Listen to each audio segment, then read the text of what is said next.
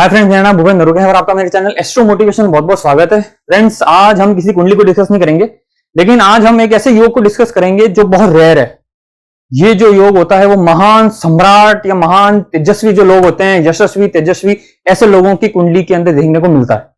और ये कुंडली मेरे हाथ में लगी है तो मुझे जरूर लगा आप लोगों से शेयर करना चाहिए इसके बारे में, ताकि आप लोगों को भी नॉलेज बढ़े कि किसी कुंडली को ए क्लास और किसी कुंडली को ए प्लस क्लास कैसे दिया जाता है। ये कुंडली ए प्लस क्लास की है। जैसा कि आप देख रहे हैं, कुंडली बन रही है कन्या लग्न की। कन्या लग्न का स्वामी कौन है? बुध। बुध कहां चले गए? बुध चले गए दशम भाव में। दशम भाव में बुध चले गए खुद के घर में। इसका मतलब क्या हुआ? पहला सूत्र कौन सा लगा? महाधनी योग का। लग्नेश दशम भाव में महाधनी योग प्लस बुध खुद की राशि में बैठे हैं, स्वग्रही बैठे हैं केंद्र के अंदर, भद्र योग, पंच महापुरुष योग के अंदर भद्र योग बना पहला। दूसरा, गुरु देखिए, गुरु सुख भाव के स्वामी है। गुरु सुख भाव के स्वामी होके खुद के घर में बैठे हैं, वो भी केंद्र के अंदर। दूसरा योग हंस योग, महापुरुष पंच महापुरुष योग के अंदर दूसरा जो योग होता है वो बना हंस योग। गुरु स्वराशि बैठे हैं केंद्र के अंदर। तीसरा, शनि जो है वो पंचम भाव में खुद की राशि में बैठे हैं। तो केंद्र त्रिकोण में अगर कोई ग्रह खुद की राशि या उच्च राशि में बैठ जाता है तो पंच महापुरुष योग बनते हैं। तो यहां पे शनि जो है वो बैठे हैं पंचम भाव के अंदर खुद ही की राशि के अंदर, और ये बना शश नामक पंच महापुरुष योग। फिर आप देखिए इनके शुक्र जो हैं वो भी त्रिकोण भाव में। देखिए शुक्र वृषभ राशि में बैठे हैं, खुद की राशि में बैठे हैं। फिर ये पंच महापुरुष योग में बना मालव्य योग।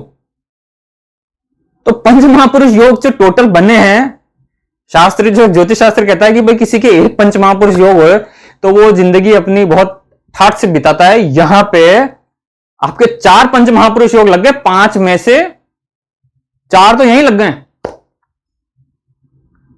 मंगल रह गया एक मालव्य योग का, बाकी तो सारे लग ही चुके। शनि स्वराशि शश योग, बुध स्वराशि भद्र योग, गुरु स्वराशि हंस योग, शुक्र स्वराशि मालव्य योग। महान राजयोग बन गया है। आप देखिए इस कुंडली में क्या होगा। आदमी तेजस्वी, साहसी, पराक्रमी, आप मतलब जितने एडजेक्टिव्स लगा सकते हो लगा लो। पैसा, धन, माया। क्यों? क्योंकि देखो कर्म भाव स्ट्रांग हो गया, बुध बन गया वहां पे। आपको मानसिक जो कैपेबिलिटी है, मेंटल एबिलिटी बहुत तगड़ी देगा। ऐसे लोग जो होंगे, जैसे आप महेंद्र सिंह धोनी की कुंडली में देखोगे तो बुध ऐसे ही बैठे हैं, शांत, कूल, और अपने काम को किस तरह से अंजाम देना है तरीके से वो ये लोग अच्छे से जानते हैं। बुध अच्छा मैनेजमेंट का कारक होता है, और बुध यहाँ पे दसम भाव में बैठा है तो बिजनेसमैन बनाएगा, बहुत बढ़िया उच्च क्वालिटी का बिजनेसमैन। सूर्य वहां बैठा है, सूर्य 12 भाव का स्वामी होकर सूर्य बैठा है दसम भाव के अंदर। इसका मतलब विदेश गमन से आपके सूत्र बने हुए। सूर्य बुध की युति हो रही है। राहु को छोड़ दो, राहु जो बैठे हैं, राहु बुध के साथ ही बैठे हैं, तो राहु की दशा लगेगी तो और ऊपर चढ़ेंगे। क्यों? क्योंकि राहु बुध का रूप ले लेगा। बुध कहां बैठा है? दसम भाव के अंदर। सुख भाव में गुरु पहले ही बैठे हैं। सुख भाव में गुरु उसके कारक होते हैं। चंद्रमा जो है वो कारक होता है चौथे भाव के अंदर, और गुरु चंद्रमा की वहां युति होगी। केतु को भूल जाओ कि केतु जो रूप लेगा वो गुरु का लेगा। केतु की महादशा में गुरु और चढ़ेंगे। इनकी जो जन्म हुआ है वो भी केतु की दशा में हुआ है, हस्त नक्षत्र के अंदर, जो कि चंद्रमा का ही नक्षत्र है, और चंद्रमा यहाँ पे सुख भाव में बैठे हैं। जन्म जात जिंदगी में सुख ये लिखा के लाए हैं। केतु के बाद शुक्र की महादशा चलेगी। शुक्र यहाँ पे भाग्यश है 2023 तक, 2023 तक तो इनकी केतु है। 2023 के बाद 2043 तक इनकी शुक्र की महादशा चलेगी। शुक्र की महादशा में बल्ले ही बल्ले। क्यों? क्योंकि भाग्यश है, शुक्र मालवीय योग लगा के बैठेंगे।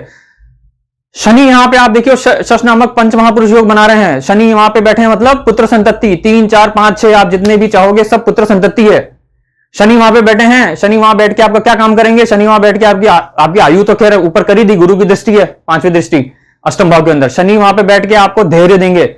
शनि आपको जुडिशियस नेचर का बनाएंगे। शनि आपको पॉलिटिक्स में जाने का कारक बनाएंगे। शनि आपको वहां पे लोगों के दुख दर्द को समझने की एक जिसको हम कहते हैं पैरामीटर देते हैं। इमोशनली बहुत आदमी टच रहता है गरीब तबके से, और गरीब तबका उनको बहुत हेल्प करता है, उनकी नीडी टाइम्स। मतलब शनि रिलेटेड चीजें जितनी भी है उस सब में आपको फायदा मिलेगा।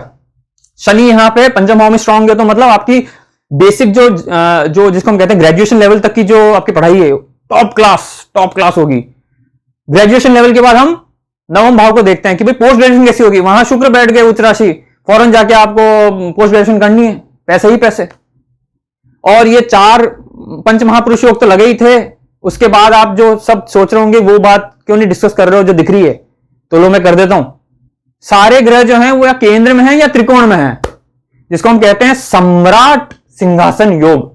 सम्राट सिंहासन योग मतलब ऐसा इंसान महापराक्रमी, महासम्राटी और सिंहासन पर बैठने वाला इंसान होता है। हाईएस्ट लेवल पे जाता है वो, हाईएस्ट लेवल पे। राहु केतु देखो मिडिल में बैठे हैं, मैं ये नहीं कहूंगा ये गवर्नमेंट सर्विस कर पाएंगे या गवर्नमेंट जॉब के अंदर कोई नौकरी लगेगी, ये सब भूल जाओ। ये गवर्नमेंट को अपने पैरों के तले रखेंगे, ये गवर्नमेंट को चलाएंगे। ये लोग वो हैं जो गवर्नमेंट को चलाते हैं। सम्राट सिंहासन योग। बहुत से ऐसे राजा हैं जिनको सिंहासन मिल गया लेकिन सम्राट नहीं बन पाए। अशोका द ग्रेट सम्राट बने, महाराणा प्रताप सम्राट बने, छाप छोड़ गए वो। बहुत राजा हुए, ऐसे राजा हुए जिन्होंने ब्रिटिशर्स के सामने हाथ पैर जोड़ लिए और अपना सारा गंवा दिया, लेकिन कुछ लोग ऐसे हुए जिन्होंने अभी नाक नीचे नहीं की और आज तक भी उनको याद किया जाता है। महा सम्राट महाराणा प्रताप, उसमें उनका नाम बिल्कुल शामिल होता है। नहीं झुके तो नहीं झुके, अमर हो गए। ये लोग हैं जिनके 4 महापुरुष योग लगे हुए हैं, सारे ग्रह केंद्र त्रिकोण में है, तो इस कुंडली को ज्यादा डिस्कस करने की जरूरत ही नहीं बनती है। ऐसी कुंडलियां महान कुंडलियां होती है और बहुत प्रोग्रेसिव कुंडली है। थोड़ा सा ये जरूर ध्यान रख लीजिए, देखिए मंगल आके आपके लग्न को देख रहा है, मंगल की चौथी दृष्टि भी बुध के ऊपर है, लग्नेश के ऊपर है।